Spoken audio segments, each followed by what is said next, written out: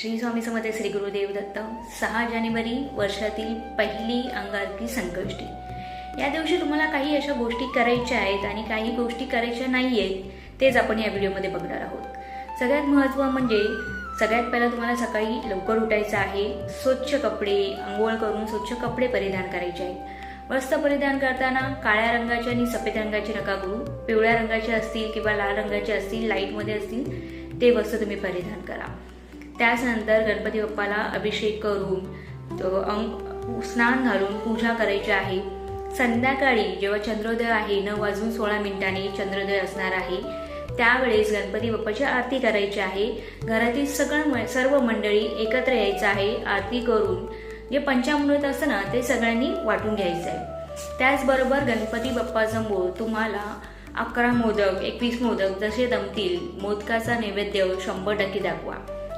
गणपती बाप्पा हे संकट मोचन आहेत, ते आपले सगळे दुःख दूर करतात, दुःख हरता आहेत ते।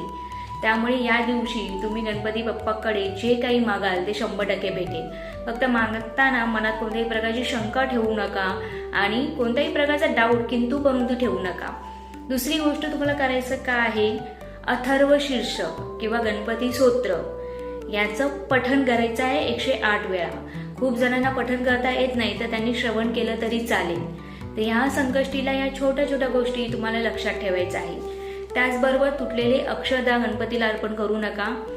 तुळशी गणपतीला अर्पण करायची नाही, ती गणपतीसाठी वर्ज्य आहे। दुर्वा गणपतीच्या प्रिय आहेत, त्या तुम्ही घेऊ शकता। 11 ध्रुवांची एक जोडी बनवा, 21 ध्रुवांची एक जोडी बनवा आणि ती ध्रुवा हातात घेऊन गणपतीला नमन करा, साकडं घाला की हे संकटमोचन, हे दुःख हरता, माझ्या डोक्यावरील कर्ज हे लवकरात लवकर फिटून दे, त्याच्यासाठी मला मेहनत करण्यासाठी शक्ती दे आणि त्याचबरोबर एखादी संधी उपलब्ध करून दे। खूप छोट्याशा गोष्टी आहेत, पण पहिली अंगारकी संकष्टी आहे आणि सुरुवात चांगल्या गोष्टीपासून होते।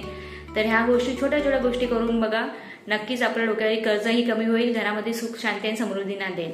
व्हिडिओ आवडला असेल तर कमेंटमध्ये लाईक शेअर सबस्क्राईब करा आणि कमेंटमध्ये श्री स्वामी समर्थ लिहायला विसरू नका। गणपती बाप्पा मोरया।